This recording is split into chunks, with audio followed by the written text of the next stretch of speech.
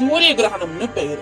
இந்திய நேரப்படி மார்ச் 29ஆம் தேதி பகல் 2:20 மணிக்கு துவங்கி மாலை 4:17 மணி வரை சூரிய கிரகணம் உச்சமடைந்து மாலை 6:13 மணியோடு நிறைவடைய இருக்குது. ஆன்மீக ரீதியா சூரிய கிரகணம்ங்கிறது பகல் பொழுதில் நிகழ்வதால அது பெரும் முக்கியத்துவம் வாய்ந்ததா பார்க்கப்படுது. இந்த நாளில் குறிப்பிட்ட சில விஷயங்களை கடைபிடிக்கணும், தவிர்க்கணும் அப்படின்னு நம்முடைய முன்னோர்கள் சொல்லி இருக்காங்க. இதனால சில தீமையான விளைவுகள் ஏற்படுவதிலிருந்து நம்ம தப்பிச்சுக்க முடியும்.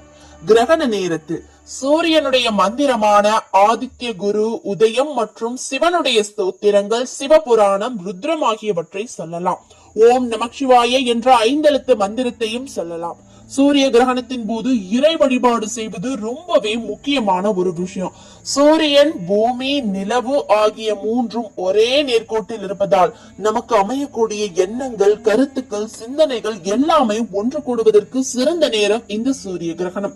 அந்த நேரத்தில் வீட்டில் இருந்தபடியே இறைவனை வழிபடுவதும் மந்திரங்களை உச்சரிப்பதும் சாதாரண நேரத்தில் கிடைக்கும் பலனை விட பல மடங்கு அதிகரிக்கும் நம்முடைய புராணங்கள்ல கூறப்பட்டிருக்கு.